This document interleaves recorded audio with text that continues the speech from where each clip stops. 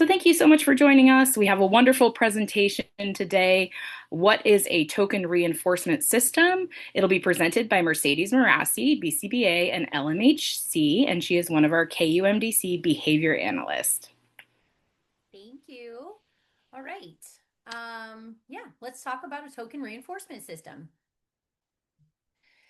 So some objectives.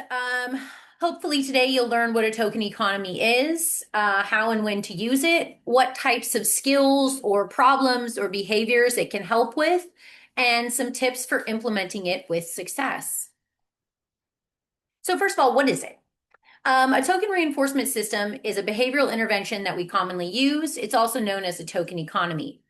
A token economy allows us to reward and motivate good behavior using a token and then provide an opportunity for those tokens to be exchanged for reinforcers at a later time. So like toys, candy, activities. The token could be anything really, but maybe you think of like a star chart or something where you have a certain number of stars, which would be the token. And after a certain number of stars are attained, they could be exchanged for a piece of candy or something like that. It's modeled after a token economy that we are all familiar with, like currency, like money, because in reality, money is a token and we've all love our money, right? We want to keep our money, but we've been trained to look at it as something that has its own reinforcing value, because it's such an important token in our life. But I digress. Anyway, if you think about it, money or currency is a placeholder. Dollar bills themselves are useless, right? You can't eat them. They won't clothe you. They don't feel good on the body. They have no actual value, but we value them because we learn that they can be exchanged for the things that we want and need. So money gives us access to our primary reinforcers. Therefore, money is the ultimate token. So what is the token economy as it relates to students and kids? Well, it's a system that we use in the home or classroom in situations where immediate reinforcement would be difficult to provide. For example, if the teacher is giving a lecture to 10 students, it would take far too much time and be way too distracting for her to go around and pass out candy to every person based on their correct responses. Instead, she can keep a tally on a board in the front of the classroom and allow the students to redeem the tokens at the end of class. For example, good answer, Susie, token. Good answer, David, token. Reinforcement is only effective if delivered immediately, so tokens essentially buy us time on the delivery of items because we are at least delivering the token immediately. So this is really important for behavior analysts. We know that reinforcement is something that has to be delivered right away in order for it to be effective, in order for it to actually be a reinforcer. But we can't always do that in life. And this is why tokens are super helpful to us, because it allows a little bit of a delay. I can give you the token right away, but I might not be able to give you the actual reinforcer right away. So tokens become a conditioned stimulus that take on reinforcing properties of their own, meaning that even when the backup reinforcer is unavailable, the token may still be valuable and sought after. Perfect example of this is money. You may want money, like dollar bills, currency, because you want to buy food or you want to buy something else. But even if that food wasn't available, we still would value the money because we know that dollar, that currency will give us access to something we want. So tokens themselves can become something that kids, students are trying to earn. So the example of money, we will hoard money for years without any need to spend it, or have difficulty spending it when we need to because it feels as if it has value. And this is also a good argument for the use of tangible tokens in the classroom, which I will discuss further in upcoming slides. But this is the difference between, like, say, passing out, I don't know, maybe I have like little Post-its, right? Or little cards that I make that are tokens and I pass them out, versus a star chart is not tangible.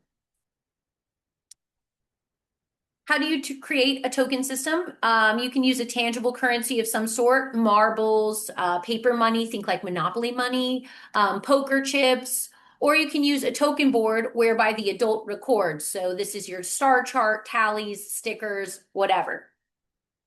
Things to consider. There may be a preference for tangible tokens. I mean, in general, we prefer things that we can touch, that are handed to us. It feels like you're attaining something in reality. Even though you're attaining a star, it doesn't feel the same as when somebody hands something to you. So societally, we are conditioned to value things that are tangible. So this may make a tangible token more rewarding. However, it can be more distracting. So if the teacher has a star chart where she's saying, good job, star, versus the teacher that's handing out Monopoly money, the kids might start playing with the Monopoly money in their seats, and that can be distracting. But if the token is a tangible, it is harder to implement response cost, which means it would be difficult to try to take away the token that was in the child's possession. So if I'm using the Monopoly money for example, and I were to implement response cost, which is a punishment technique where we take away a token or something like that, if the children have it in their hands and I'm going to go take it away, that's going to create a problem versus if I have it on a board, stars or check marks or whatever, I can maybe erase one without creating the same amount of problem. So when it comes to learning, though, token loss can be more meaningful than token gain. Some research does support that, and I have all the citations at the end. But what the research shows is that it's not just gaining the tokens, but also sometimes losing the token really sends a message and teaches the lesson. All right, so why and how do we use it? Tokens are used when the delivery of immediate reinforcement is not possible or it would be disruptive. They are especially helpful when you have to deal with several students or when you have kids who are only motivated by somewhat large reinforcers.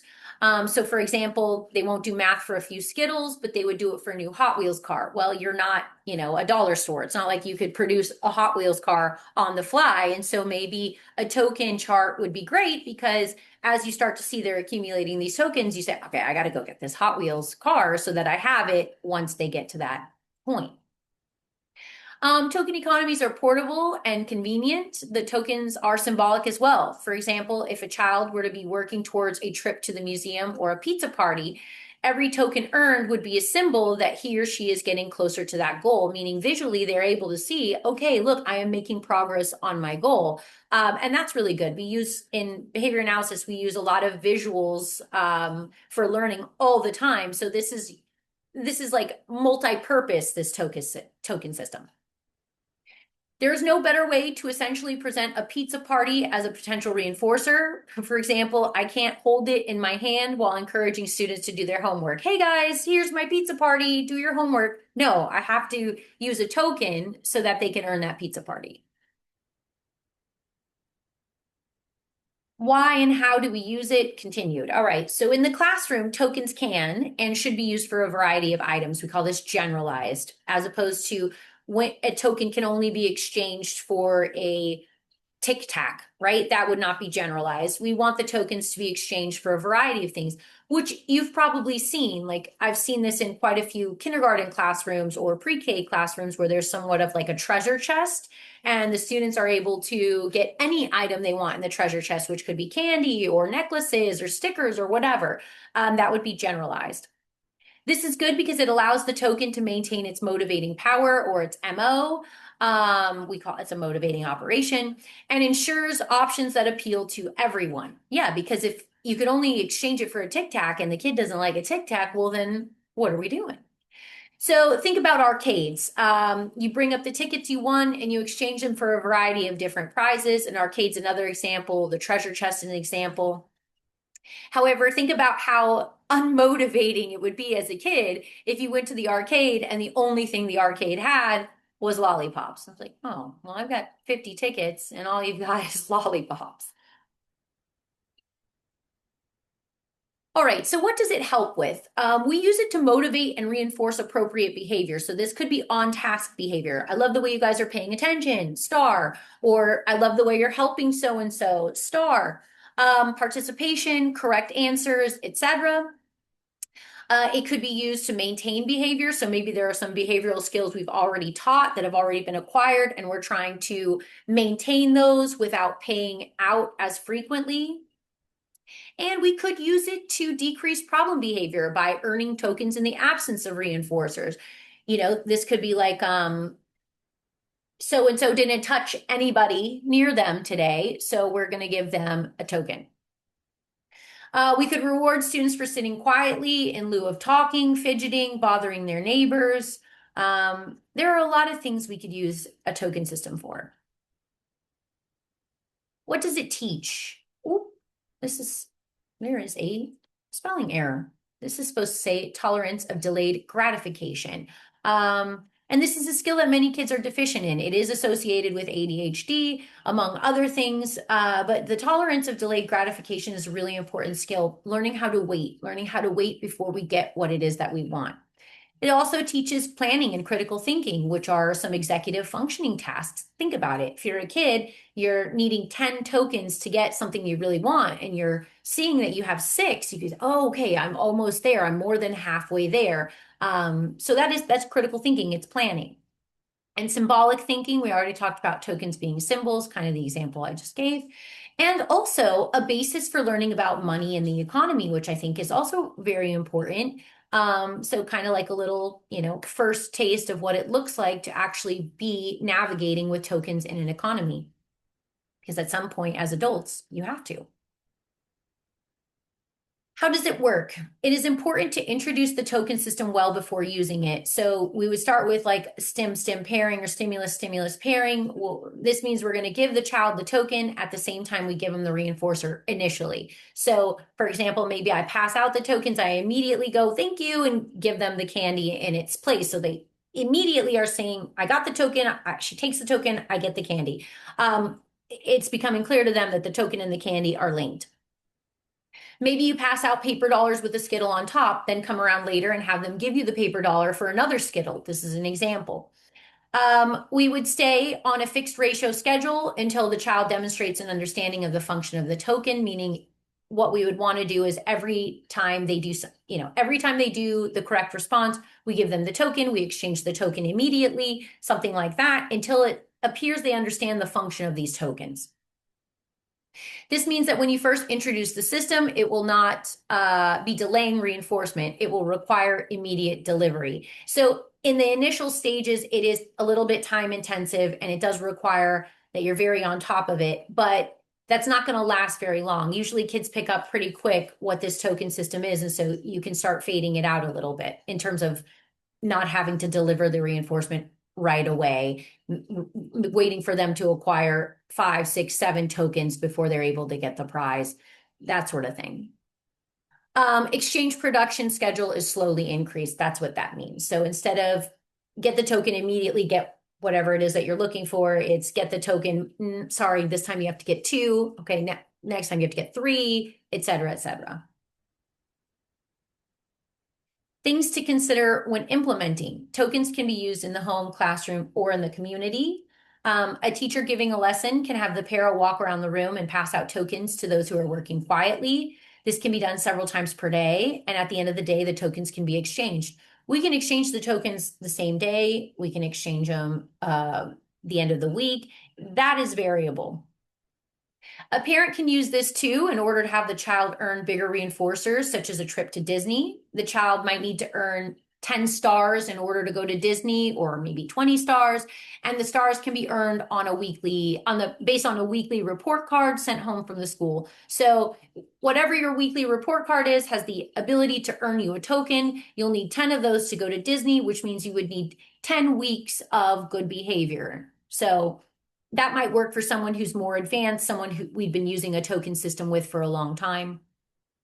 For young kids, the treasure chest is a great idea. Have a variety of silly things like going to the dollar store. So all sorts of things from candies to stickers, necklaces, fidget spinners. You could put a variety of things in there. Some other things to consider when implementing. Many people use a token board and choose tokens that are interest-based. So like Thomas the Train stickers. The Thomas the Train sticker itself is the token, but the kid is motivated to get the token not just for the reinforcer, but because the token itself is Thomas the Train. The price is set based on a preference assessment. So think about, for example, the arcade. Everything in the arcade has a different price. And so a lollipop might be worth one raffle ticket, whereas a remote control car is worth 500 raffle tickets, because we would know that people would be more motivated to get that remote control card. So we can put the price of that in terms of tokens much higher than something that is easier to attain or something not quite as motivating. So for example, maybe 1 token gets you a sticker, 3 tokens get you a mini-sized candy bar, and 10 tokens get you some silly putty.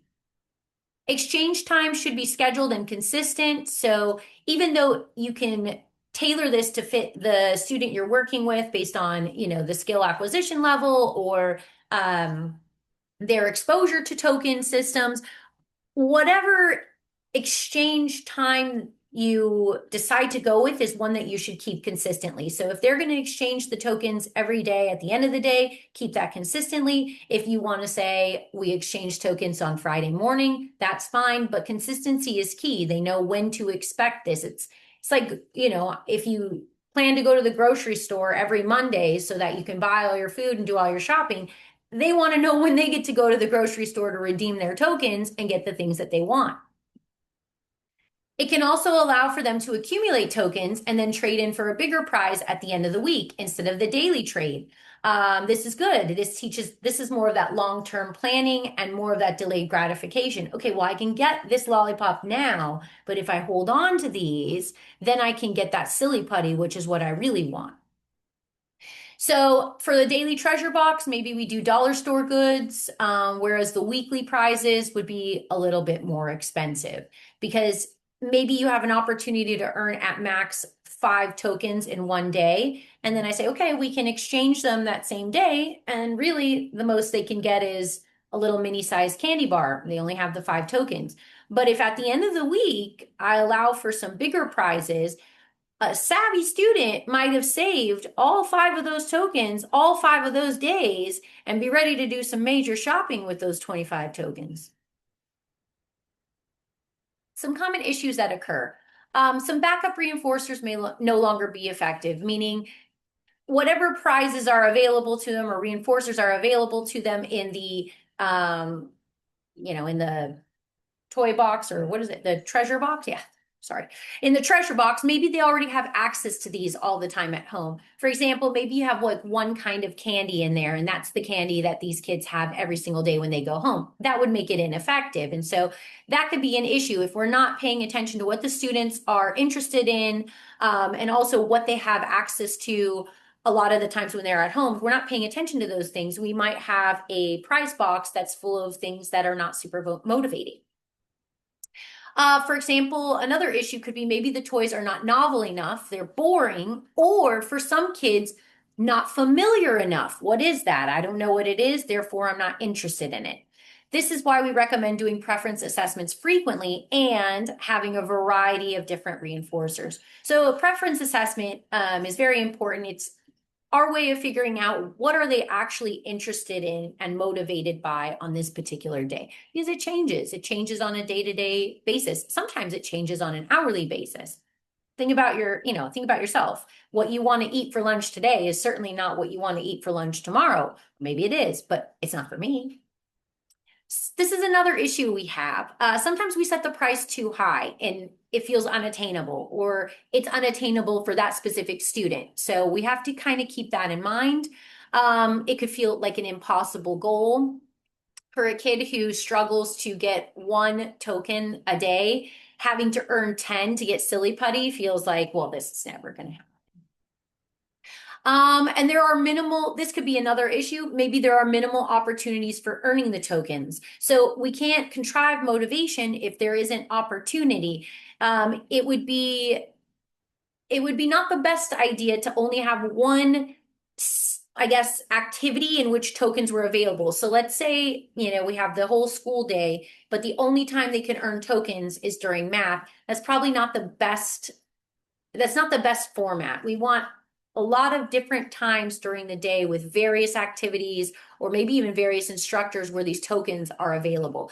Because if I have a bad math period, I don't want that to ruin my entire day. So it's good to have tokens available often.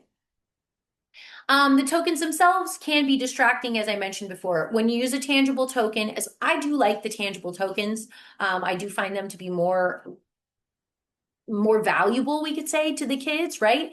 but they are distracting. And so that might be something to consider based on the age group that you're working with, and maybe what the activity is, etc. All right. Well, that brings us to the question and answer portion. Let me check the chat.